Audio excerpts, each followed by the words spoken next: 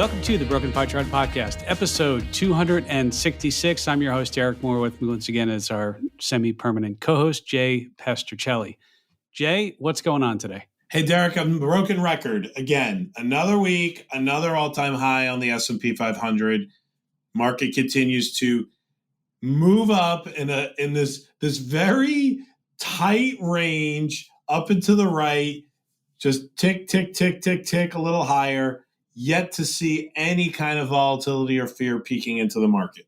It's unique time right now. Well, is it highest percentage of record highs we've had this quarter, 39.3%, according to Bespoke. And you believe everything on the internet, I assume. Sure. They can't. That would never be wrong. But since Q1 of 2013, you can see the chart there. I sent you 1953, 2024. It's not unprecedented, but it is. I mean, if you look at the chart of the S&P 500, Jay, it's just this really slow, steady stair step. And it's not even that slow. It's a nice angle. Like, what are we going to finish for the quarter here? It's the end of the quarter, by the way, Derek. I know you know that. Yeah, sure. 10%? Yeah, sure. I'll buy it. Let's do that three more times. I'm in. Can I order that? I think so. I think so. You know what else is going up? Cocoa futures, Jay. I know you love to talk about them. I know you follow them. Another record high, although it pulled back just a tiny bit last week. So what? In our Easter basket, we're getting all the hollow candy, right? It's going to be hollow eggs, it's going to be hollow bunnies, and I don't know, solid candy, I guess. Yeah, there was somebody on Twitter. I don't know. There's a thing going around that cocoa beans are worth more than gold. And what? All right, here's a public service announcement, folks. Gold it's like $2,200, but that's an ounce, right? Yes. Okay. So a contract of cocoa bean futures is 10 metric tons. So say it's cocoa futures are priced about $9,800 right now. 10 metric tons, 1 pound is 16 ounces, and 10 metric tons is about 22,000 pounds. So if I'm doing this in my head, it's what is like 3 cents an ounce for cocoa beans? So I don't know. Basically not true that it's worth more than gold. Got it. There we go. It's not. But it is having another strong run.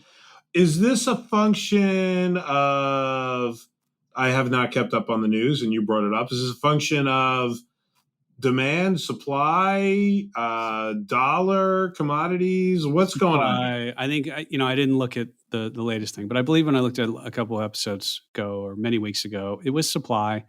There was a fungus, and then also too much rain or not enough rain. I don't know which one in Africa.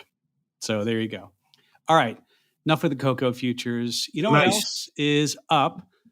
Corporate profits. 15.1% is the profit margin of, I believe that's the S&P 500 at the end of Q4. So we know, all the earnings are done now. You remember, Jay, this is one of the things people said, I don't know, corporate profits are really elevated right now. What if they go to the long-term average? You got a chart there. It's still elevated, but compared to the 70s, 80s, 90s, 2000s, I still make the argument, like, these are different types of companies. They're not going out and having to buy factories to produce more stuff. Like, it's just different. I don't know. Yeah, service economy versus industrials. I have seen, though, like this, we have been in this country making a little bit of a concerted effort to bring back manufacturing, right, for critical things, right? I mean, after the pandemic, we saw, hey, we should be producing our own pharmaceuticals, and we should be producing our own semiconductors, meaning chips. We should be, mining our own lithium, like all that stuff. Feels like there's a little bit of a push to go back towards that, and maybe, so who knows?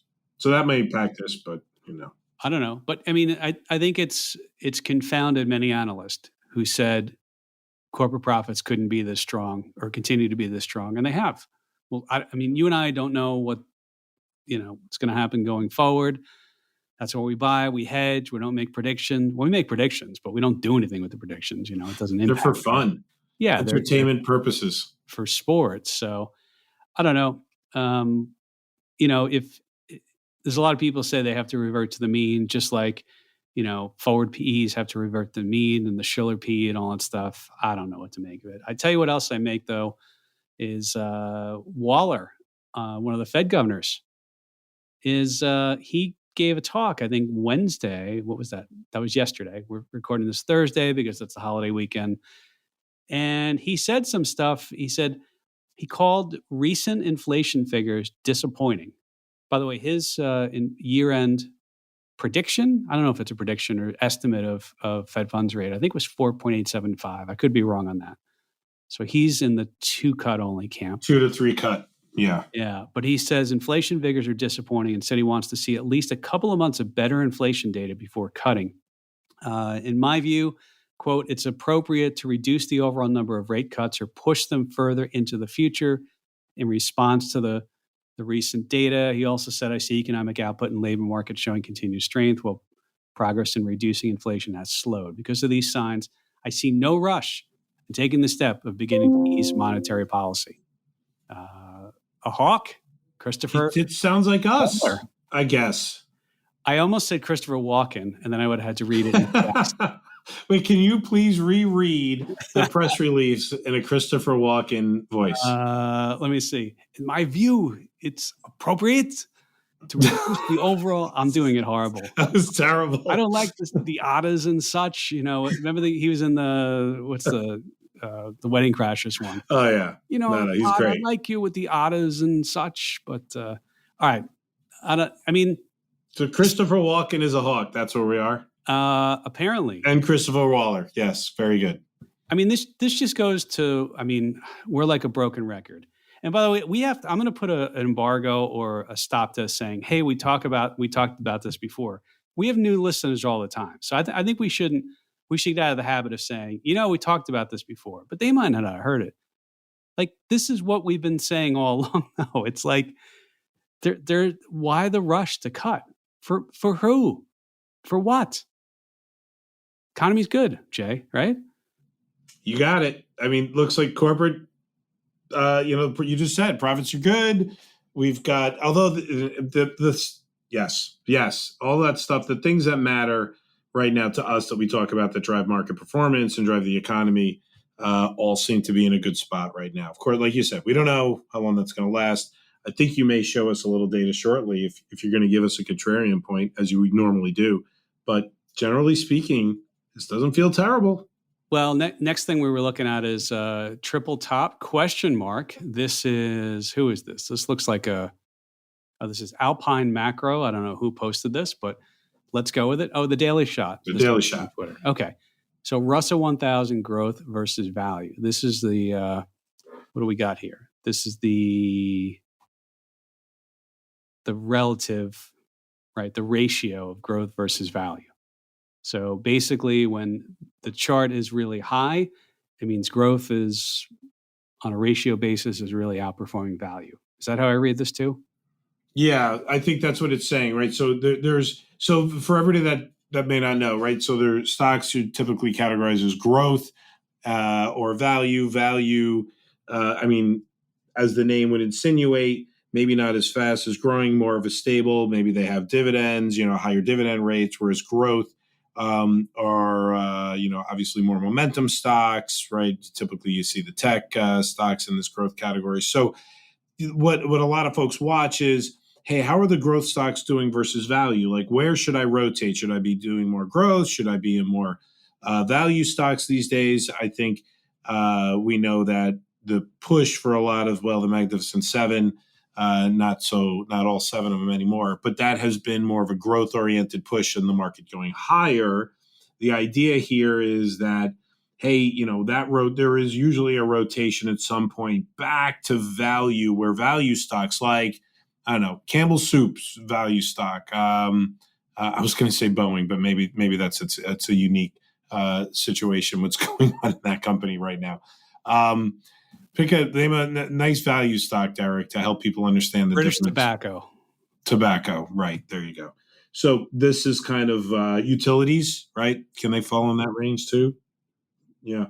So the idea here is that if you're looking to decide where to invest, you pick one of these, am I in growth or am I in value? And this chart that was shown has this chart that we're talking about here that shows this ratio of growth versus value, is a little finicky in my standpoint because it only goes back to 2016 and it shows growth versus value that we've kind of topped out. We're at this level that we've hit twice before, where growth peaked out and then value kind of started coming back.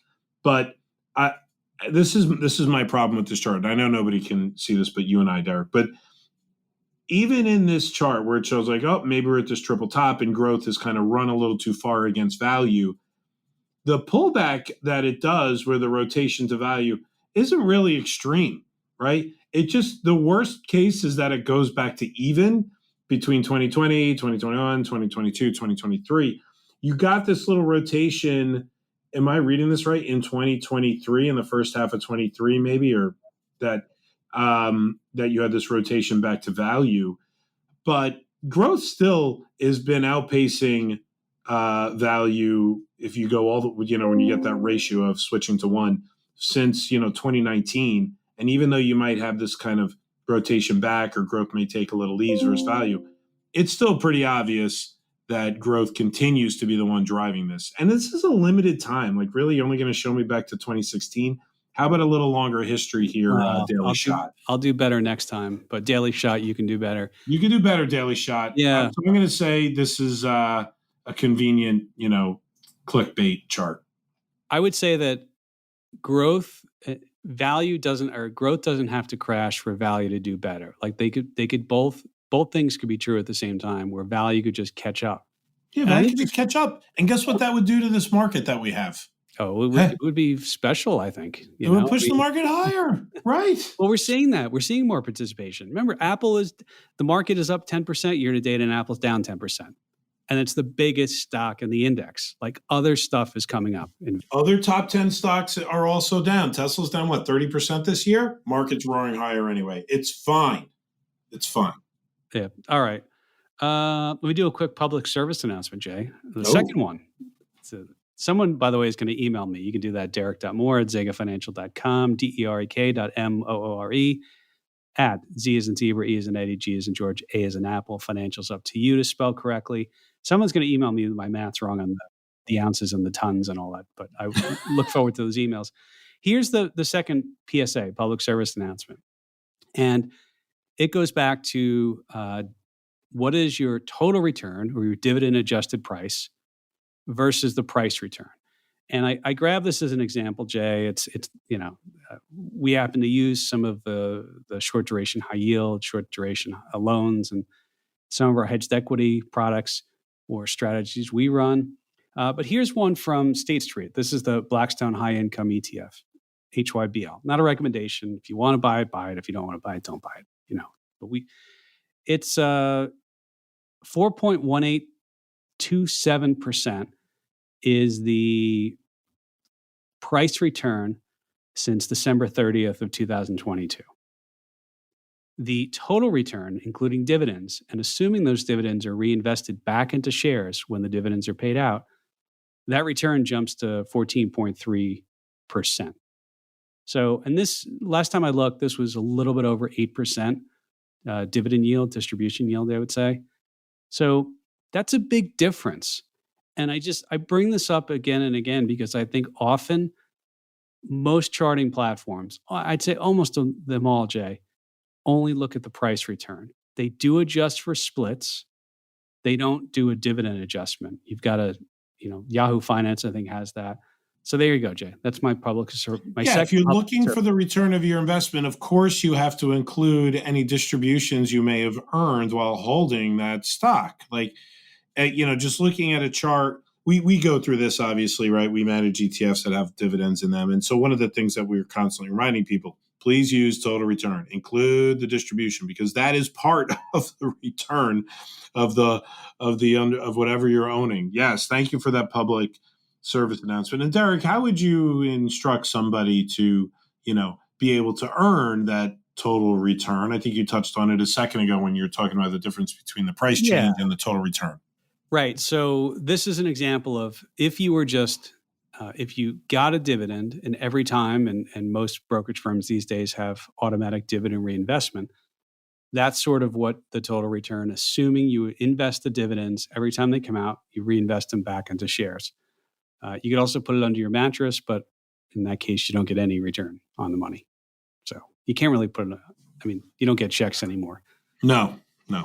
Remember when in the early days, Jay, the people used to request stock certificates. There were a lot of people around in the Depression era when banks failed, and they used to request certificates, and they literally have these certificates at their house, like in their wherever.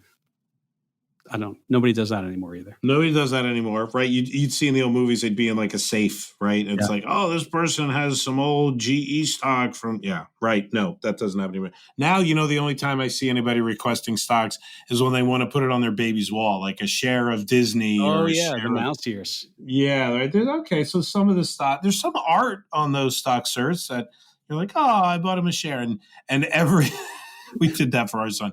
Every quarter, we'd get 20 cents. We'd get a check for 20 cents. We're like, this is just not even worth it. Cashing this in. It's I think I've told this. I told you this before. I don't know if you ever told it on air. Years ago, I worked in a branch office, and somebody came in. They'd found certificates of Coca-Cola, and the thing is, when you have a certificate, even if the stock is split, it still has the original share count. These things are probably 50 years old. And they thought they had, I don't remember what Coke was trading at back then, but let's say it's 20 and they had 100 shares, they thought they had $2,000. No, it wound up being substantially more because you submit the certificates to the, the transfer agent. The transfer agent, yeah. And then they come back and issue a new one or we deposit them in the account. And that was it. That was one of my favorite phone calls I've ever had to make. Yeah, you have a lot of money. Really? Yes. It's split, 13 times, whatever it was. So there you go, Jay. All right. Signs of inflation reheating. We're going to get the PCE number. Do we get that today? No, we got that. No, we actually get it Friday. People will hear this. We would have gotten it by then, but we did not get it during a market day. The government is open on the day the market is closed on the 29th of March. So we'll get it Friday morning without the market being open. All right. Well, this is based upon the estimate. So we got a chart here from Bloomberg, U.S. core PCE 3-month annualized rate, including the February estimate, 3.5%, 6-month annualized rate, including the February estimate, which, of course, you just alluded to, will be released after we're recording this. And if you look at a chart of this, it looks like PCE, if the estimate comes in as estimated, I think that's the way you say it, we'd sort of had 2 consecutive months in a row of inflation that's higher than the end of December. So I don't know. Well, this is what Christopher Walkin was all upset about, right? The signs of U.S. inflation reheating are clearly picking up. I didn't do so good either on that one, did I? Sorry, Christopher Walkin. Yeah. Have you seen the commercial where he's out in his car driving around and everybody's making Christopher Walkin voices at him? So that's got to be funny. It's fun. And we've talked about the Dave Grohl Foo Fighters told the story about. Oh yeah, we have. Walkin said, when I announce you guys on Saturday Night Live, is the accent on Foo or Fighters? And he said it was on Fighters. So he announced me. He says, "Welcome to the show, Foo Fighters." Foo Fighters. You got that one right. That's good. All right, this is going up. Well, maybe it's going up. We'll see. Inflation reheating. Yes. Well, look, and this is not a mystery. We've seen it in the CPI data. We've seen it, in the labor data. So, yeah, yet to be, inflation seems yet to be licked. I did hear somebody this morning saying, look, the Fed, we have this target. They have this target at 2%. They're probably going to have to accept 2.5 to 3 at some point. And, was that really so bad, right? I don't know. I think they'd like to get it lower. They've always said that. They feel like that's kind of that happy medium. And it's one of their mandates to manage that. So I look at this and agree with Waller. Like, there's no reason to move yet. You haven't made a chance. You haven't made a dent yet. And there's there's things that are continuing to push inflation up. It's not gone. It is not gone. Powell, he sort of alluded, and we believe that he says he doesn't care about the markets. They don't do things based upon the stock market. But I just kind of wonder, with the market making all-time highs already, if they actually lowered, are they worried about it getting a little crazy? Although I would argue that the market's already pricing in whatever it thinks is going to happen. The market's already pricing it in. It's there, right? Yeah.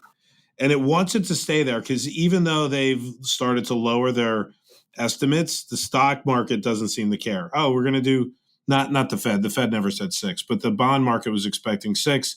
That went all the way down to 3 after the most recent inflation data. The stock market didn't seem to care at all. It's like, fine, any cuts are good cuts. We'll take them. Eventually, you're going to do 6. Maybe it's not tomorrow.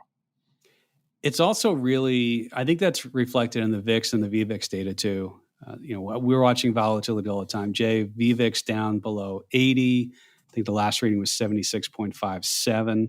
VIX, spot VIX is just a penny over 13. So it's not even that there. It's like all of the volatility data is really showing less volatility going forward, right? Is showing this, less appetite for large movements.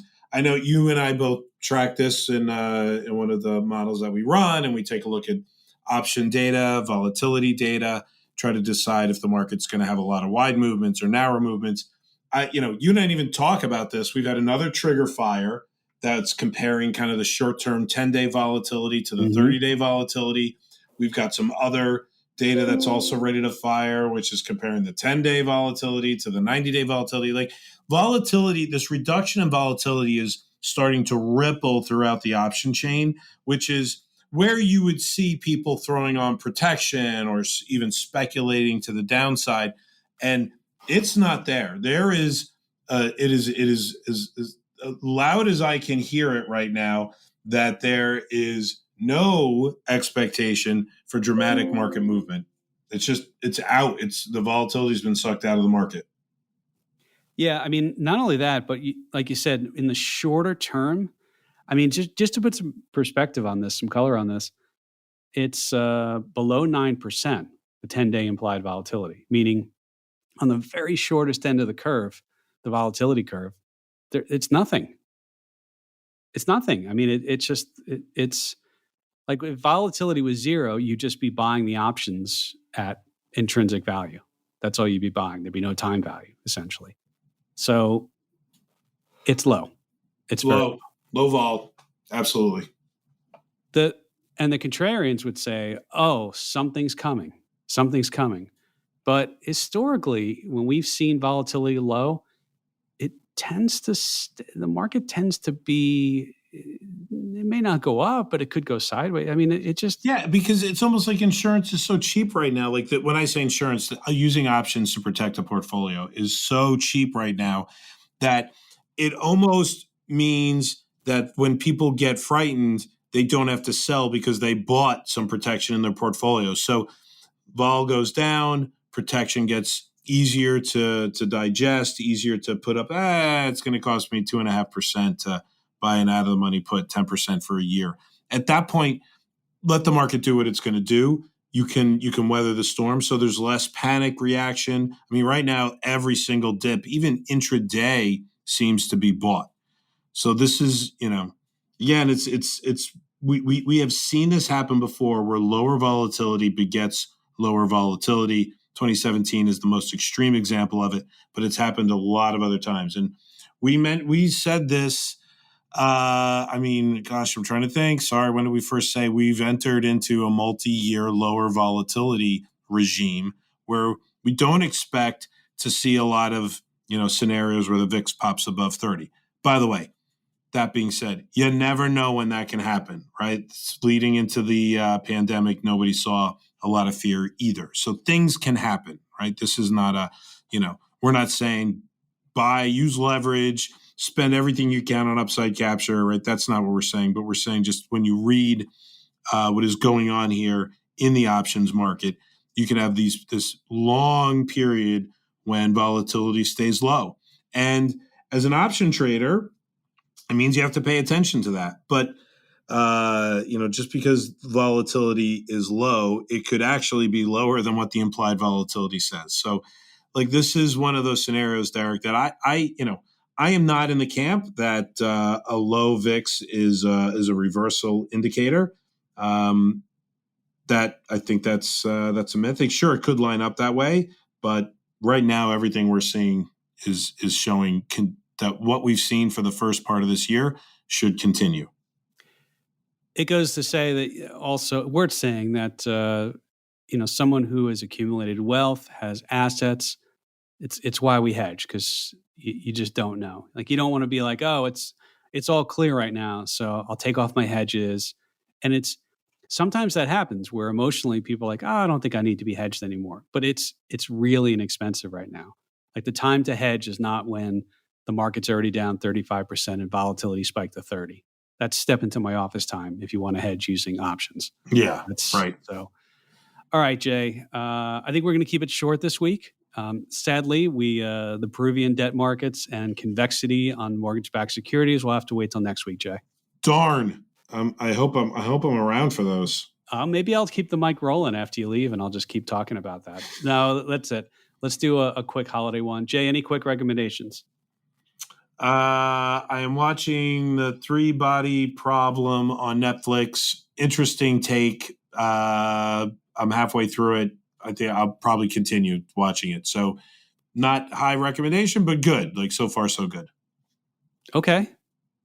I may take a look at Full Swing, the Netflix show on the PGA Tour. So it's similar to the F1 one, Drive to Survive.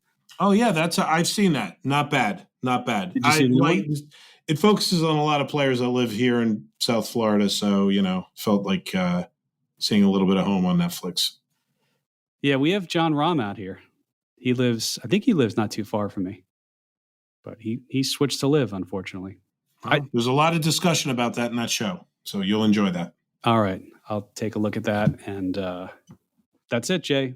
Happy Easter. Don't eat too much chocolate. It's expensive. It's like eating gold. It's like eating gold, Derek. Gold, Jerry. It's gold. Somebody will get the Seinfeld reference there. All right, everyone. Have a good one. Take care. Thank you. See ya.